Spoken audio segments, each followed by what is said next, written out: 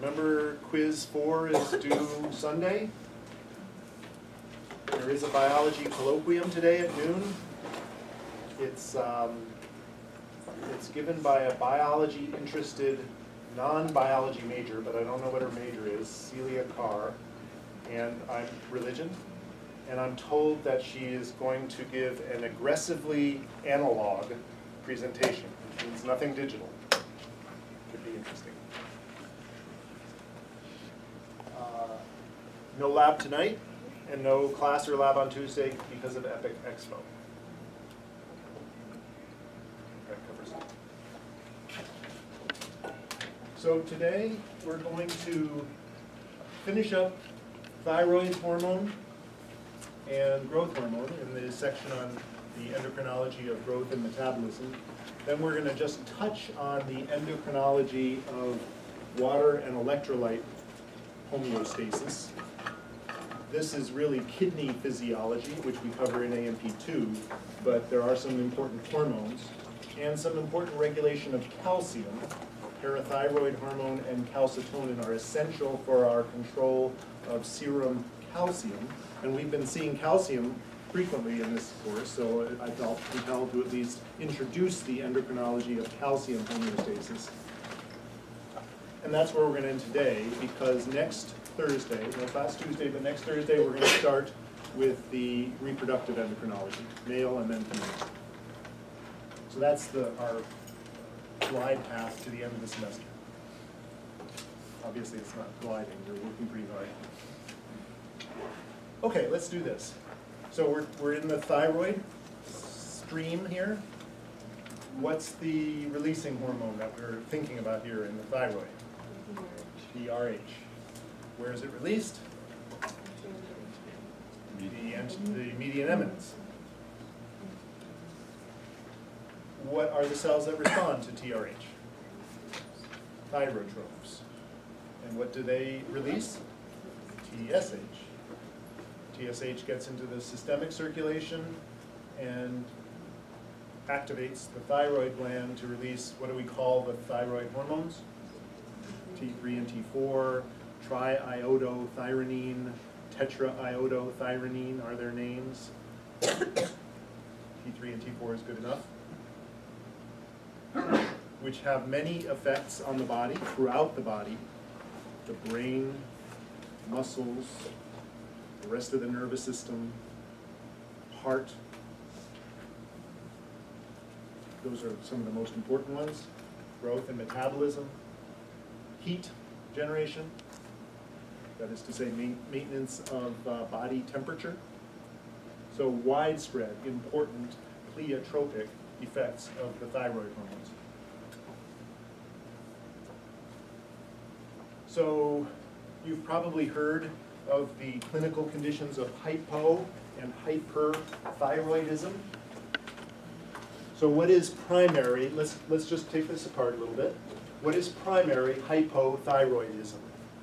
Where is the defect? Thyroid. What is a dietary defect that could lead to primary hypothyroidism? Emily? Iodine. Lack of iodine. Iodide deficiency would cause primary hypothyroidism because the thyroid, even if it's perfectly normal, doesn't have what it needs to make thyroid hormone. It doesn't have the precursors. It doesn't have the building blocks, iodine, for thyroid hormone. So severe iodide deficiency, which happens in some parts of the world, not in modern Western cultures, but still in parts of South Africa, Africa and South Asia, there are pockets of severe hypothyroidism. And here are some of the symptoms. Some of them make sense, like cold intolerance, right? If thyroid hormone is important for the maintenance of body heat, then lack of thyroid hormone would make you feel cold all the time, and so you're intolerant to cold temperature because even at normal room temperature, you're feeling cold.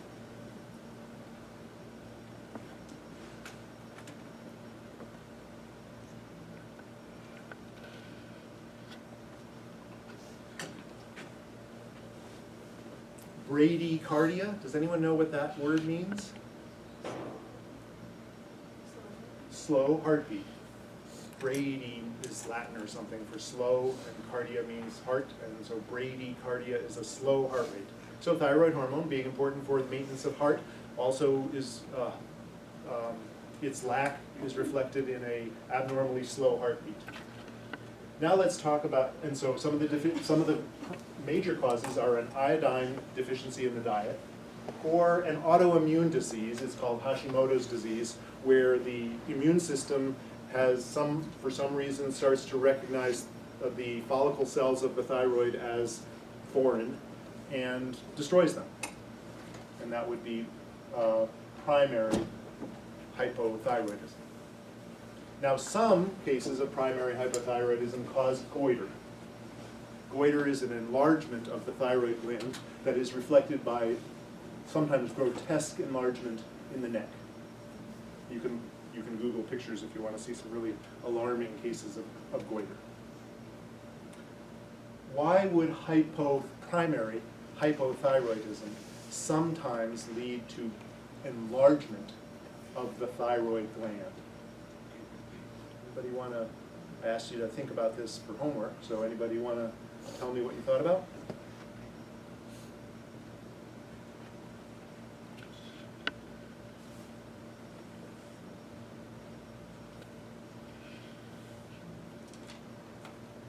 I'll give you a hint.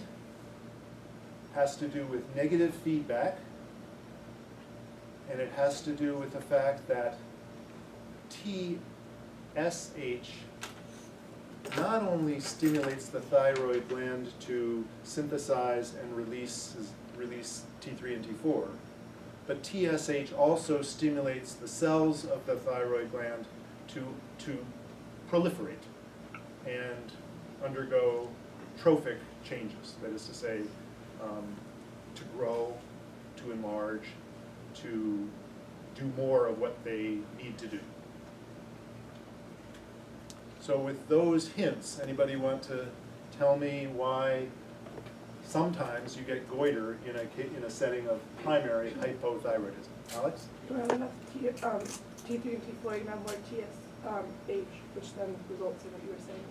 Right, so if we're not making T3 and T4 for some reason, like iodine deficiency, then we are going to lack the negative feedback that helps control T3 and T4 by the balance between positive feed forward and negative feedback.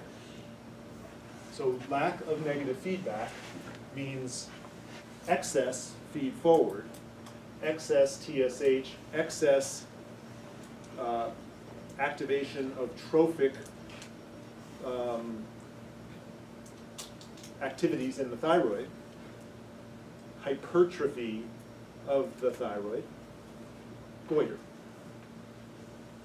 So iodine deficiency is frequently marked. Iodine deficiency is primary hypothyroidism. Come on. Primary hypothyroidism and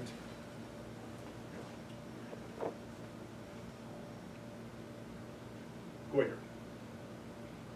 Now, would Hashimoto's disease show primary hypothyroidism? Yes, if we destroy the cells of the thyroid, we're going to limit the ability to make T3 and T4. So we would have bradycardia and cold intolerance and fatigue. Would we have goiter in the setting of Hashimoto's disease? No, because the Hashimoto's disease is an autoimmune destruction of the cells of the thyroid.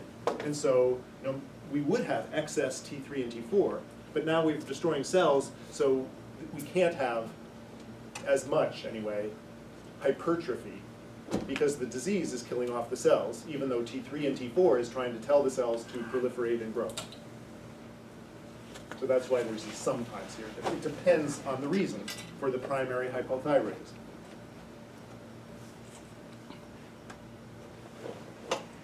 Hyperthyroidism, sometimes caused by a tumor in the thyroid, proliferation of the thyroid cells, too much production of T3 and T4, hyperthyroid.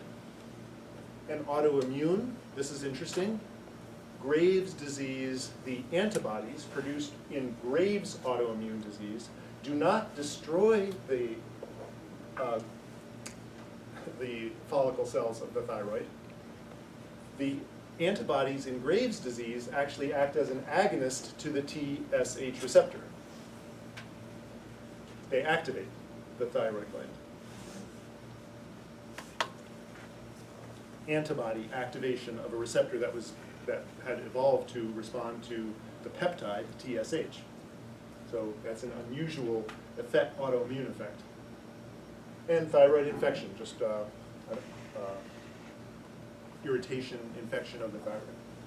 Okay, so tachycardia. What does tachycardia mean? Fast heart rate.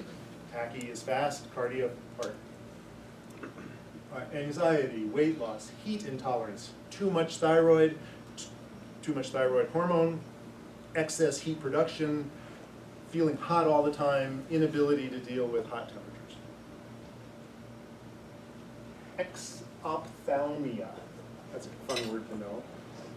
What does exophthalmia mean? And this is a hard one to unpack. It means bulging eyes.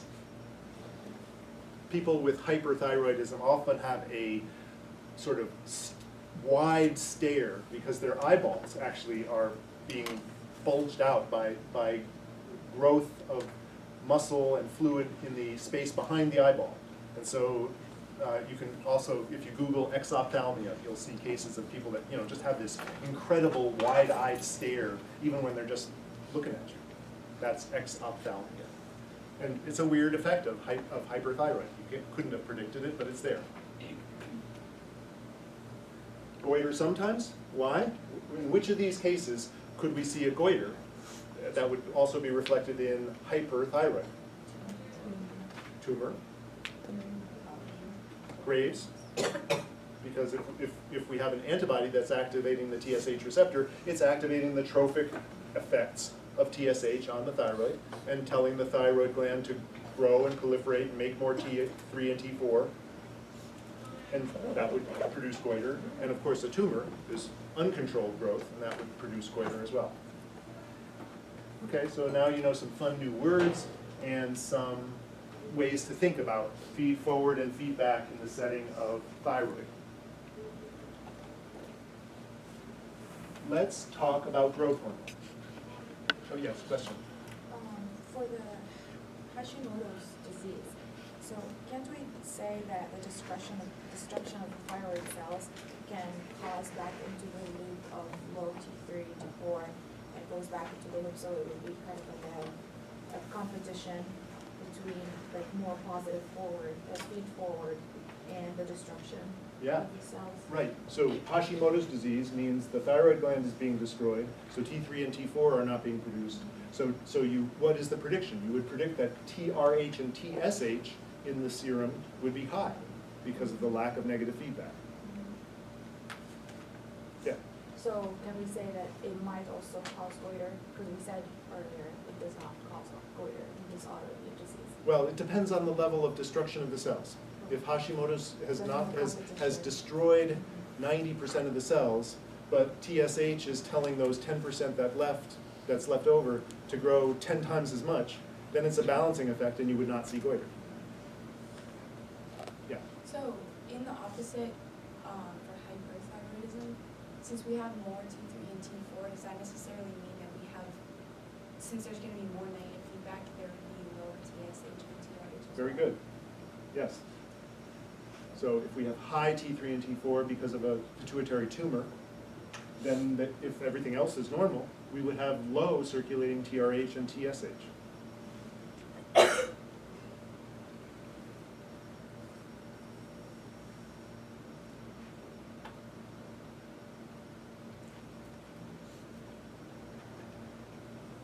Growth hormone.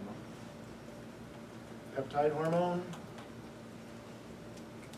Stimulus for growth hormone. What are the cells that make growth hormone? the somatotrophs, there it is, right there, the anterior pituitary somatotrophs are the cells in the anterior pituitary that make growth hormone. When they are stimulated by GHRH from the hypothalamus released into the median eminence, activated by the GHRH receptors, they respond by synthesizing and releasing GH, growth hormone. Growth hormone has pleiotropic effects. It stimulates the growth of muscle, fat, bone, especially in young people. In adults, our bones have reached a fixed size, and so growth hormone might stimulate the turning over of bone material, but not net growth. Bone is an interesting organ that we don't cover in this course. Bone is it's not just pieces of, bone. It's an active organ. There are cells in bone called osteoblasts that are laying down new mineral. So, bone is a mineral. It's a calcium mineral. It's a crystal. It's got crystalline structure, and it's lots and lots of calcium phosphate and calcium apatite and calcium, other salts of calcium, forming a somewhat crystalline, hard structure. But it's not fixed.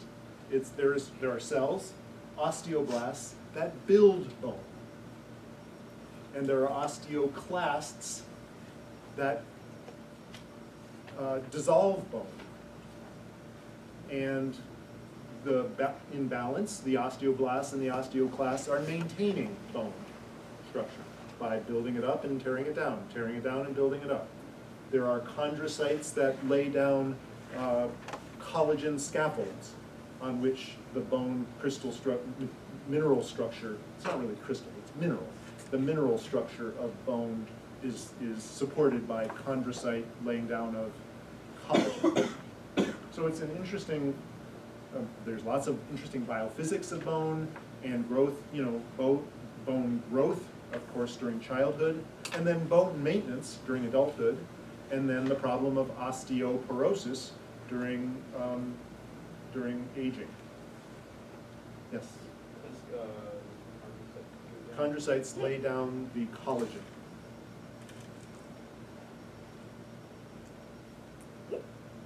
By lay down, I mean secrete collagen that forms a matrix on which the mineral structure of bone is built. The receptor for growth hormone is a tyrosine kinase. Not the receptor for growth hormone releasing hormone. GHRH receptor is not a tyrosine kinase, but the receptor in all of these cell types, including muscle and fat, is a receptor tyrosine kinase. Now, there is a co-receptor called, maybe unpack this one on your sheet, insulin-like growth factor 1. IGF-1, insulin-like. It's a peptide hormone that is like insulin but isn't insulin, and is like a growth hormone but isn't GH. It's a growth factor. And GH and IGF-1 together are the two most important hormones necessary for growth as childhood until puberty. I think in adulthood, IGF-1 has some complicated effects. It's necessary as well, but we're not growing. So one of the targets of growth hormone is to stimulate the liver, which we talk about in AMP2, to release IGF-1. And then together, growth hormone and IGF-1 interact with all these other things to cause growth, especially during childhood. IGF-1 is necessary for normal growth, just the same way that growth hormone and thyroid hormone are necessary for normal growth. So, multiple effects.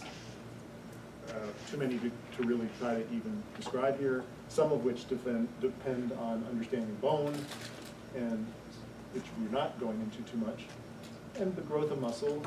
I mean, growth is like I said before, is complicated, but we've got increases in blood glucose to feed the cells that are growing, fatty acid metabolism to produce glucose from fat to feed the cells that are growing, and somatic development, increasing the number of cells, and in some cases, increasing the size of cells. So, if I understood this correctly, so the growth hormone binds to receptors on sugar, and then the liver synthesizes IGF-1. Right. And both of them, both IGF-1 and growth hormone, interact with their own receptors that are both tyrosine kinases that activate the cells to proliferate, do what they do, and sometimes grow.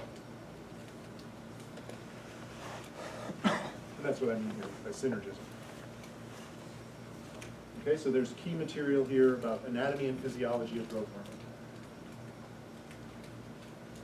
hormone. This is an interesting observation. So this is looking at the growth hormone in blood, micrograms per liter of blood, as a function of time of the day in one individual. So they must have sampled this person's blood, and this was a child.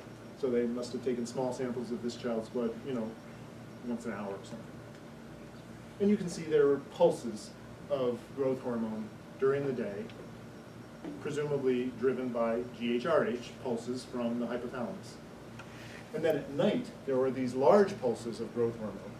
And this is a reproducible result, that sleep is necessary for the productive release of these pulses of growth hormone. And so when your grandmother says something like, "Oh, it looks like you grew up overnight," I mean, she's exaggerating, of course, but there is some basis for that.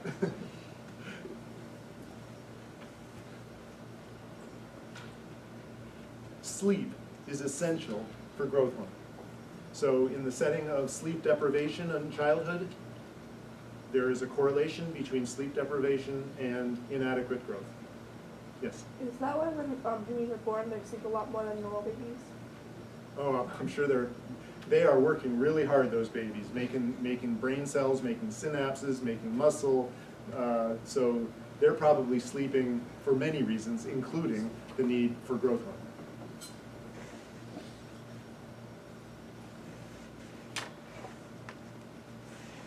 Okay, let's do some think, pair, share things. Because this is an ethical issue that is still pretty common. A child has small stature, which means he is below the 5th percentile in height for his age, but he has no other abnormalities. His parents want to give him growth hormone injections. Is this a good idea? What tests would you want to run before you started anything like GH therapy? There is such a thing as GH therapy. It is done. And parents know about it, and they say, "Oh, I want my child to be tall because tall people succeed and short people don't." Which is, of course, an exaggeration, but it's an exaggeration. It's not completely false. There is a correlation between height and success. I'm not defending it, I'm just saying, and I'm not sure I understand the mechanisms. It's very complicated, of course. It's a society thing. But it's there. It is there, and we'd be wrong to deny it. Just like there is a correlation between, no, I'm not going to talk about that. So parents, even if they don't want their kid to go to Duke and become basketball players, sometimes are motivated to make sure their child is not too short. And so think about this one. And talk to each other, and I'll give you 5 minutes, and then we'll talk about it. And I'll be.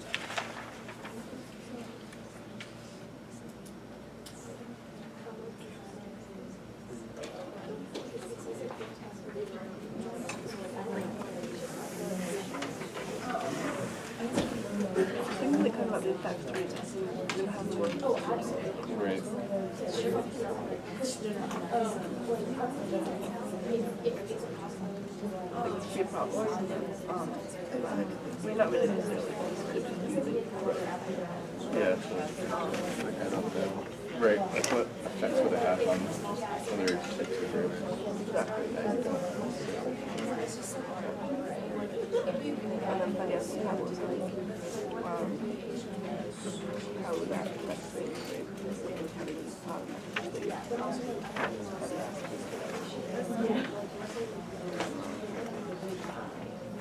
there's also one risk of developing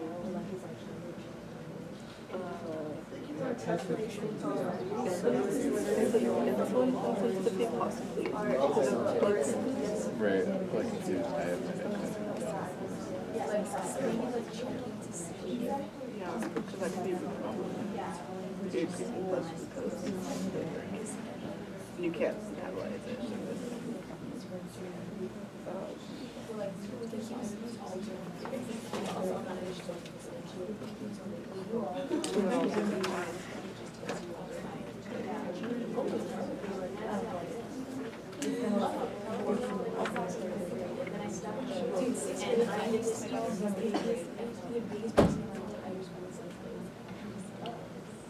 But it's also going to grow like rugby muscle and fat. And liver maybe? It targets all of these ones, so you can see fat development. It could also increase muscle, which would be fine. Fat, depending on central metabolism, Yeah. is a good problem. It's also, I wonder if only like hospital bone or fat and bone was out like the other important. Does everything run full rate, or will just like make your bones grow really fast and then everything else has like really try to Or like the liver will get really big. yeah. It could be good for some things, but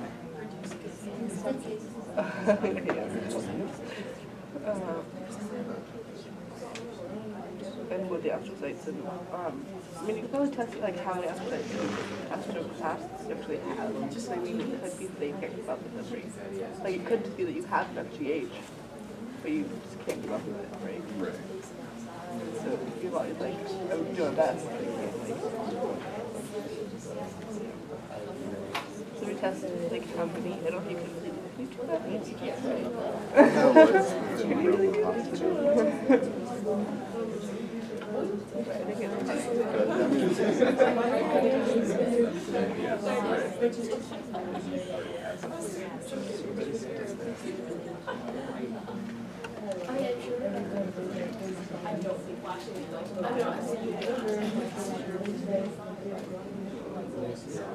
I mean, to only test how much like GHR it actually created. To see like is it much Okay, who wants to- or is it? Who wants to start the conversation? We'll have a 5-minute conversation. We decided that we definitely don't have enough information to just say yes or no, it's a good idea or it's not a good idea. Okay, so we have a maybe. Maybe it's a good idea, but we don't know yet. I think that's a very good, comprehensive answer. So the growth hormone, its effects increases blood glucose level. Yep. And we can check like the child's, do like an active check to see if he has elevated blood glucose level. Because if we perform GH therapy, that can also increase the chances of diabetes. There you go. in the child. Yep, so we would want to check for blood glucose to make sure it was low normal. Because if it's a growth hormone deficiency, you might expect low end blood glucose. What else would we check for? Probably if you can or not, but check astroblasts and astrocytes. They made it like you don't have enough of them to keep up with how much GH you already have. That's a good, in theory, that's a good test. It's hard to assay Yeah. numbers of cells, especially osteoblasts and osteoclasts. There might be blood tests that provide a marker for osteoblast activity and osteoclast activity, but I don't know of it. But you know of some other tests that you would run besides blood glucose. Would you test the thyroid to see Yeah. like if that's the reason you're not growing? Exactly. Check for thyroid hormone. Maybe it's a thyroid deficiency. What else?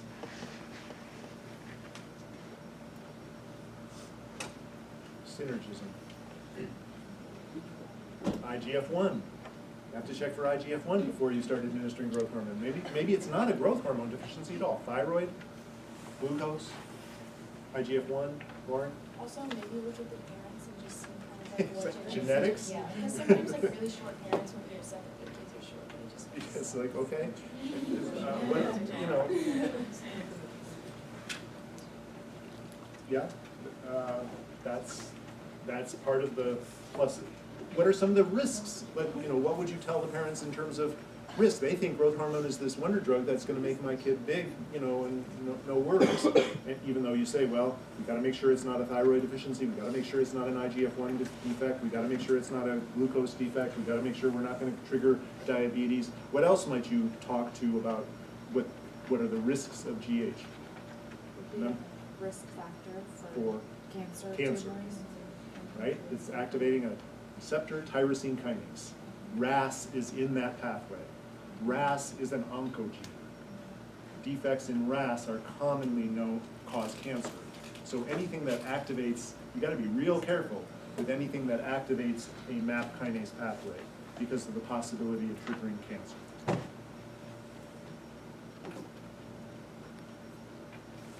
Okay, so I think we've talked about some of the pros and cons, mostly cons. I think, you know, in some cases you could justify it because of the societal impact of extreme short stature. I'm not defending it, I'm just saying it's there. What would you do about that? What would I do? Yeah. I would be real cautious about activating any oncogenes. I'm pretty cautious, I'm pretty conservative on that one. My son was real short when he was a kid. And he's now, you know, he's not tall, but he's normal sized. And I was real short when I was a kid. And I'm not tall, but I'm normal sized. Typical, let's say typical. And so, you know, it's easy to say, look, yes, your child is on the short end of the spectrum, but these kids, they grow. You know, they're gonna, there's no reason to be alarmed now. So there's that. I was real short, and so was my son. Another child has small stature and shows severe cognitive deficits, mental retardation. His parents want to give him growth hormone. Is this a good idea? What test would you run? Let's just do this one right off the top of our head. When we say cognitive deficits, what hormone do we trigger immediately?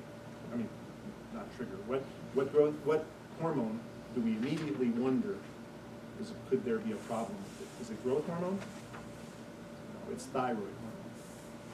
Thyroid hormone is associated with cognitive deficits, not growth hormone. People who are short because of growth hormone deficiency or IGF-1 deficiency have normal cognitive development. People who are short because of thyroid hormone deficiencies have cognitive deficits because of the effect of the thyroid hormone on neural development, neurogenesis, and synaptogenesis. So thyroid hormone is associated with cognitive. Lack of thyroid hormone is associated with cognitive defects during development. Yeah. So are they wanting to administer growth hormone to make this child bigger, or do they think that it will help with the cognitive? Probably both, because they're not well informed, right? I mean, it's complicated, right? I mean, you go to the internet, and you know the internet's going to tell you don't vaccinate your children. I mean, you know, it's like, come on.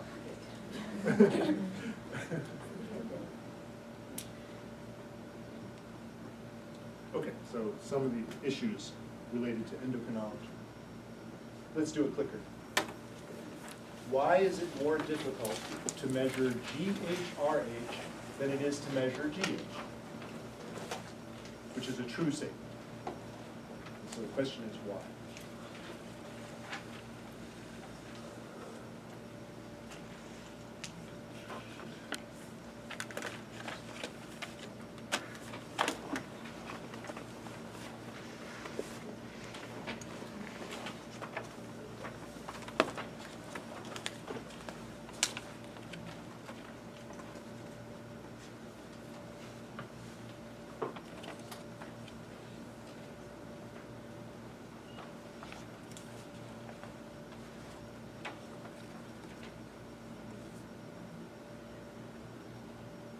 I think the best answer is B and D. Those are both true statements, and they would render it hard to measure GHRH, but easier to measure GH. Remember, and D is really the most salient point. GHRH is released into the portal circulation, and its target is the anterior pituitary, and so its concentration in portal circulation might be high enough to measure, except that clinically gaining access to the portal circulation is virtually impossible. You can't get a blood sampling device into that microscopic circulation in the brain, in the head. But you can get a sample of systemic circulation, and so GHRH concentration in the portal circulation is reasonably high, but by the time it gets diluted into the entire systemic circulation, it's too low to be measured. By reasonably high, I mean, the cells of the hypothalamus that release GHRH have done so, and the portal circulation, though, is microscopically small, and so it's a small volume, so the concentration is not so tiny. But then it gets diluted into the systemic circulation, now it's really tiny. We're talking about picograms per liter. And there are probably some ways to measure picograms per liter, but it's not easy. With growth hormone, the anterior pituitary releases it into the systemic circulation. And now, with growth hormone, let's just look at what the scale was. We're talking about micrograms per liter. The relationship between picograms and micrograms is a millionfold. So, much higher concentration. So peak concentrations of growth hormone are 15 micrograms per liter. Peak concentrations of GHRH in systemic blood might be, like 100 picograms per liter, something like that. I'm guessing. Okay, E and D. So now let's move on to water and electrolyte metabolism, homeostasis. And I'm gonna talk about some that are important, and we'll talk more about them in AMP2 when we talk about the kidney. I'm gonna talk about some that are important for calcium, and I'm actually gonna gloss over these when we talk about the kidney. So some of this will be followed up in the kidney, and some of this won't be. Okay. So the ones we're going to talk about are vasopressin, which is also known as ADH, for its name antidiuretic hormone. These are all synonyms. Antidiuretic hormone, ADH, vasopressin are all the same names for the same hormone. We will talk about aldosterone a little. We will not talk about atrial natriuretic peptide. You can just cross that one off. I don't even know why I left it on. We're just not going to talk about it. And we will talk about parathyroid hormone and calcitonin. That's where we're going here in this electrolyte, this very abbreviated discussion of electrolyte. Because really, to talk about electrolyte balance, we have to talk about thirst, and we have to talk about kidney, and we have to talk about salt intake, and we talk about some of those things like kidney physiology in AMP2. So let's talk about vasopressin. Here's some facts. It's a protein, or a small protein, a peptide. It's only got 9 amino acids. The stimulus for secretion of vasopressin is dehydration. If you're dehydrated, you've now excreted a bunch of water through sweat or urination or defecation, and you haven't drunk any water. So in dehydration, the plasma volume goes down, and the concentration of solute in plasma goes up. And both of those trigger the release of vasopressin from the posterior pituitary.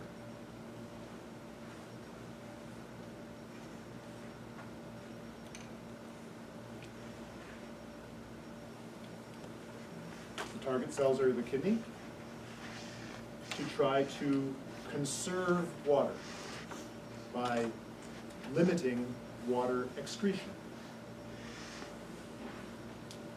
to cause systemic vasoconstriction to try to maintain pressure even in the shortage of volume. This is a AMP2 concept. I'm just saying, I won't test you on this. But if we have low volume, we typically have low pressure, and by constricting the blood vessels, we can maintain pressure even when we have low volume. And it has some effects on other hormones. What do you need to know? Structure, stimulus, release site, target.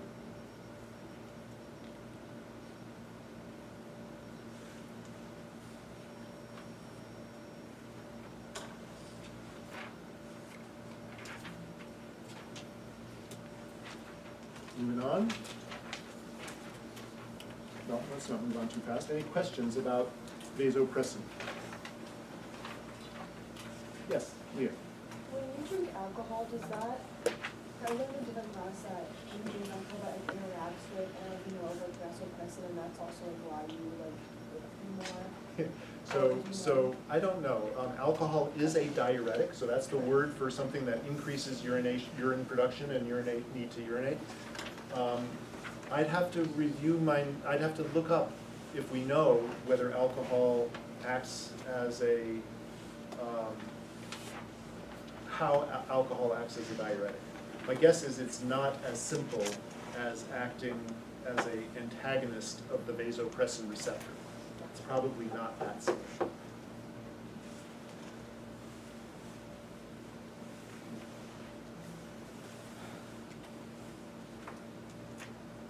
Those of you who have had AMP2 should be trying to remember, what does vasopressin do to cause an increased water reabsorption? I taught it to you, and maybe it's triggering some memory about the medullary collecting tubule and aquaporin. I'm talking to a few of you, not to everyone. Okay, let's move on to aldosterone. Vasopressin and aldosterone are the two most important hormones for control of water and salt balance in the body. Salt being sodium chloride, potassium chloride, and calcium chloride. We'll get to calcium in a minute. So the stimulus for aldosterone secretion, what kind of hormone is it? Oh, it's right there. It's a steroid. Aldosterone is a steroid. It's synthesized by the adrenal cortex. What is another steroid that you know is synthesized by the adrenal cortex? Cortisol.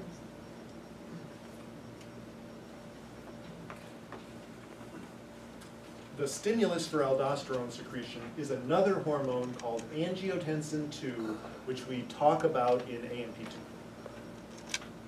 So rather than teaching it in both places, I'm just going to teach it in AMP2. Those of you who took AMP2 will remember the story about renin and angiotensinogen, which is the pre-angiotensin,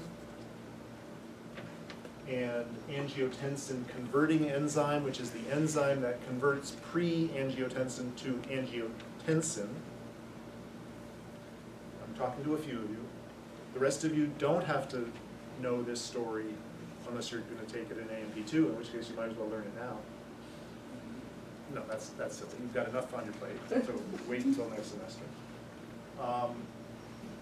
The point is, aldosterone is stimulated by another hormone called angiotensin II, which doesn't come from the anterior pituitary and doesn't come from the posterior pituitary. It involves the liver and the kidney, which are the topics of AMP2. And the lung, actually, which is another topic in AMP2. So it's much more appropriate to talk about angiotensin in the context of AMP2 than it is to talk about it here. If this was a one-year course, I'd be, you can tell I'd be getting into the kidney physiology right now. Okay, so it's, the target cells are the kidney, and it, as a steroid, it increases the transcription of proteins necessary for salt reabsorption in the kidney. Those of you who take an AMP2 should be thinking loop of Henle. Those of you who haven't taken AMP2, I just spoke code. So, by reabsorbing salt, sodium, and some anion, we tend to reabsorb water, that they go hand in hand because of osmolarity and osmotic flow. And aldosterone is important for reabsorption of water by driving the reabsorption of sodium in the kidney. So what do you need to know? Aldosterone is a steroid. It's released by the adrenal cortex. Its target cells are the kidney, and it causes increased transcription of proteins necessary for sodium reabsorption by the kidney.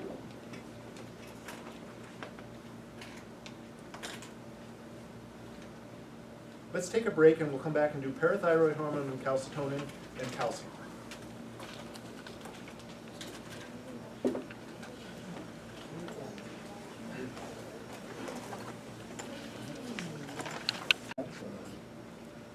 Para That's really cool. around the thyroid.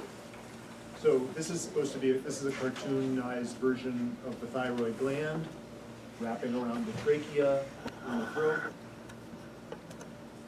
The idea here, there are no yellow cells in the thyroid. The idea here is that the parathyroid gland are cells that are pretty much embedded in the thyroid. So that these pink cells are supposed to be the follicle cells of the thyroid. Remember, the cells that have a lumen into which thyroglobulin is synthesized, and from which T3 and T4 can be released in response to TSH. But embedded in there, mixed in with maybe some anatomical clarity, and maybe some sophisticated anatomist could tell which is a thyroid follicle cell and which is a parathyroid cell, but I'm skeptical actually. So it's embedded in the thyroid is the bottom line.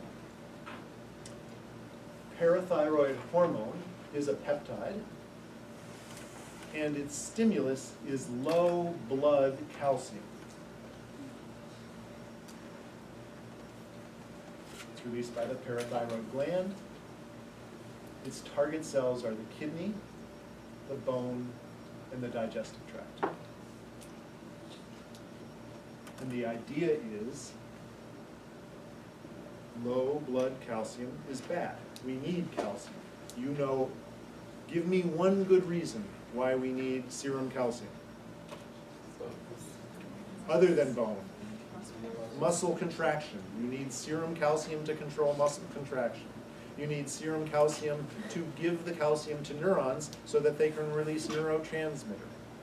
I could ask you on the final exam, tell me 3 good reasons why calcium homeostasis is so important. And you would talk about calcium. We need calcium in neurons to release neurotransmitter. We need calcium in muscle cells to control contraction. Can you come up with another one?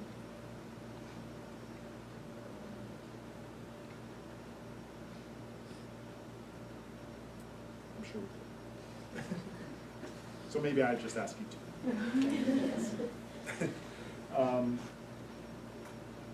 So, to maintain serum calcium, which is going to provide all our cells with the calcium they need to do their function, we can get calcium in a number of ways.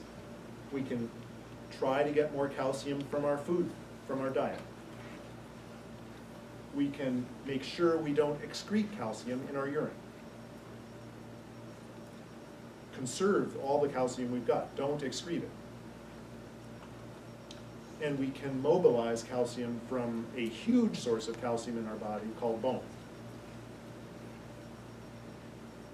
Our bone is a very, very rich source of calcium.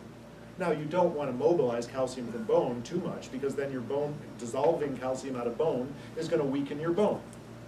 But weakening your bone for an hour in order to make sure that you have enough calcium to move seems like a pretty good trade-off.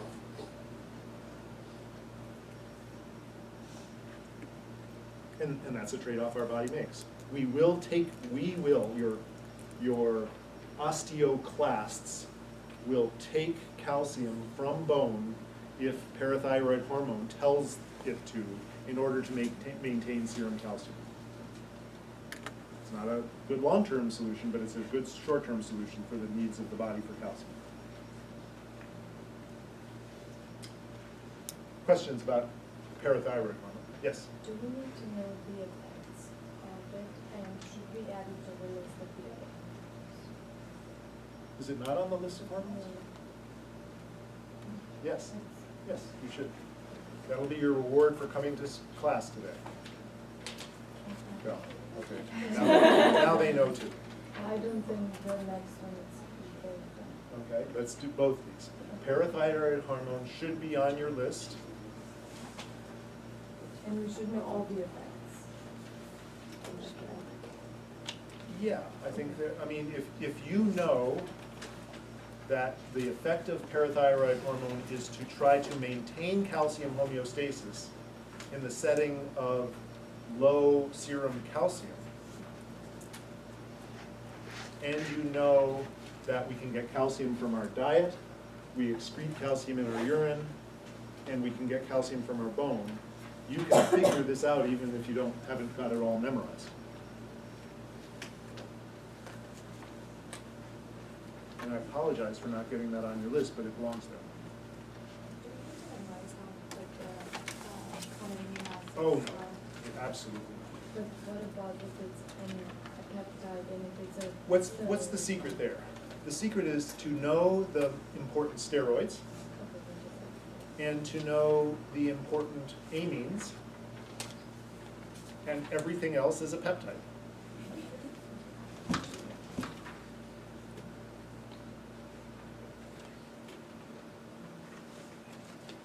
You do not have to know how many, whether it's a big protein or a tiny little 9 amino acid or 84 amino acid. I will not ask you about the differentiation between a peptide and a protein.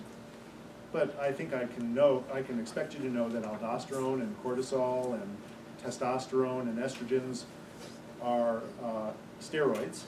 And I think I can expect you to know that epinephrine, dopamine, and norepinephrine and thyroid hormones are amines. And everything else is a peptide.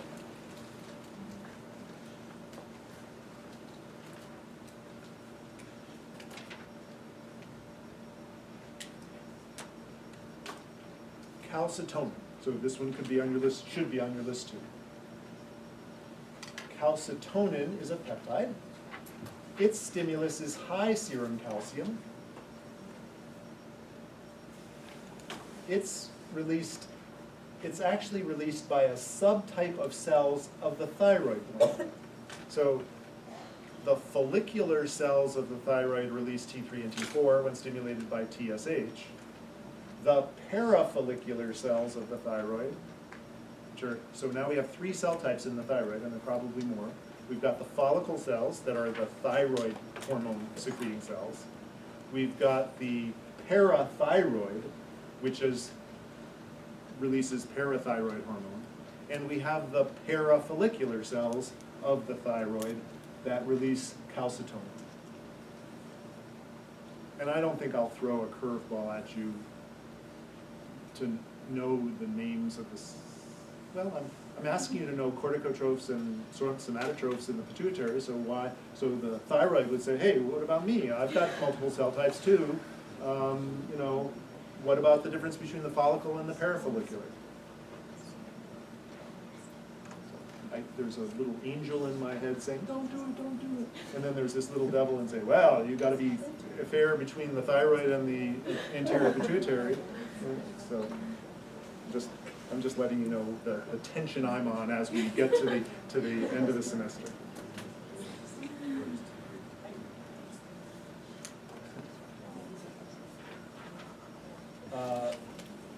The target cells are kidney, bone, and intestine. And they, remember, calcium is high here, so this is the setting of calcium. So it decreases calcium mobilization from bone, and it decreases calcium absorption from the diet. Now, phosphate is complicated, and we're not going to talk about it. We can just cross that one out, and that's one less arrow to have to think about. Calcium mobilization, decreased calcium mobilization from bone. So the osteoblasts are working to put the calcium back into bone sort of constitutively, and the osteoclasts are turned off. Decreased calcium absorption in the diet is just like, okay, we don't need all this calcium, let's just not absorb it. And, you know, obviously there are cells here that are doing this. There are cells in the intestine, but we talk about that in AMP2. So, calcitonin and parathyroid hormone have an antagonistic control mechanism that we're going to talk about on the next slide. But I need to mention vitamin D because, and I'm not going to test you on this, but vitamin D is a steroid, it's produced in your skin, and it also is important. It's a co-hormone with calcitonin and parathyroid hormone in the control of blood calcium. Vitamin D deficiency results in abnormalities of calcium homeostasis. And any of you who've read a carton of milk will know that milk in this country is supplemented with vitamin D. So, which is cautionary because most of us get enough sunlight to synthesize vitamin D in our skin. Yeah. Is this the pathway why vitamin D deficiency is related to acute depression? Acute depression? Is that a solid relationship? Okay. I didn't know that. So I'd have to look that one up. Vitamin D deficiency is abnormalities in serum calcium. You can see, okay, serum calcium is going to lead to decreases in neurotransmitter release, maybe decreases in neuro and synaptogenesis that are at the root cause of depression. I could see it, I could make sense, I could wave my hands and say, yeah, that's perfect, but I'd have to check it out. So here is a antagonistic control system problem. We've got hormone concentration on the y-axis, and we have ionized, that is to say, ionized calcium in the blood. Why am I talking about ionized? Because calcium is also carried in the blood as a, bound by proteins and other small molecules. So this is basically the free soluble ionized calcium in the blood, not bound up to some protein or to some other molecule. And we have a set point, 50 micrograms per mil. Is a typical set point, typical set point for serum calcium. So now fill in the boxes. Work with your partner. We're talking about calcitonin and parathyroid. Which of these boxes has calcitonin in it, and which of these boxes has parathyroid hormone? This box size. Yeah. Yeah. That's what I think. Yes. This low. This low. Good job.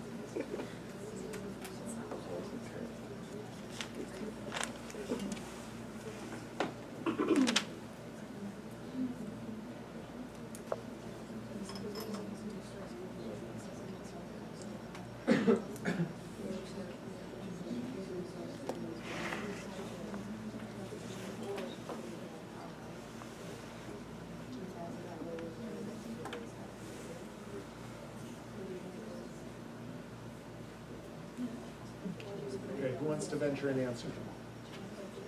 No. So since parathyroid hormone is stimulated with low concentration of calcium, then it would be the first. Parathyroid hormone here, And high concentration with low concentration of calcium. okay? Do we all agree? That's a pretty good answer. Low serum calcium causes the parathyroid gland to release parathyroid hormone, which has the effect of increasing calcium uptake from diet, increasing calcium mobilization from bone, decreasing calcium excretion in urine, which would increase serum calcium until we got to the set point, and then maybe overshoot it. High serum calcium triggers the parafollicular cells of the thyroid to release calcitonin. Calcitonin pretty much reverses the effects of parathyroid hormone to decrease serum calcium, bringing it back towards the set point. So we probably oscillate around here to maintain something around the set point. So I could ask you on an exam questions related to calcium and antagonistic control of calcium. What are some of the other antagonistic ones that we, antagonistic control of insulin and glucose, antagonistic control of GHRH and somatostatin. There could be others. So when you see something working against each other for the homeostasis of something, whether we're talking about blood glucose, or growth, or calcium, or something else, see if you can work out a problem that looks like this. It won't be on the quiz, I promise, but it could be on the exam.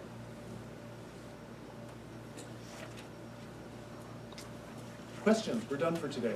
You have an extra 20 minutes, 15 minutes. So what would the target organs be for somatostatin?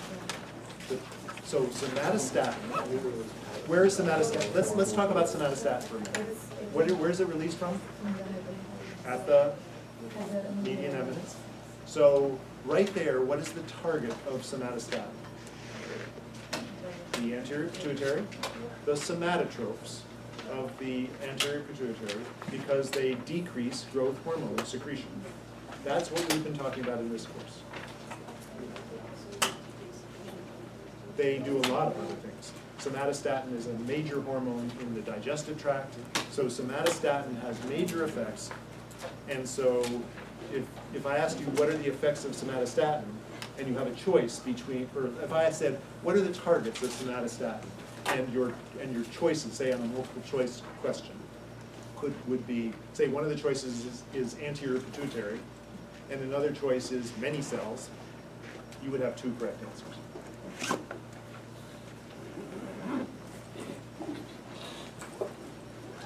Is that clear? Yes. I have posted an answer key with all those blanks filled in. And I recommend that you not just look at my answer key, I recommend that you work with the blanks first and then check your answer with my answer. That's my recommendation. If you can fill it in yourself, you've got it. If you just look at what I wrote, you don't have it. Okay, enjoy the rest of your day. No lab today. No class. See you in a week.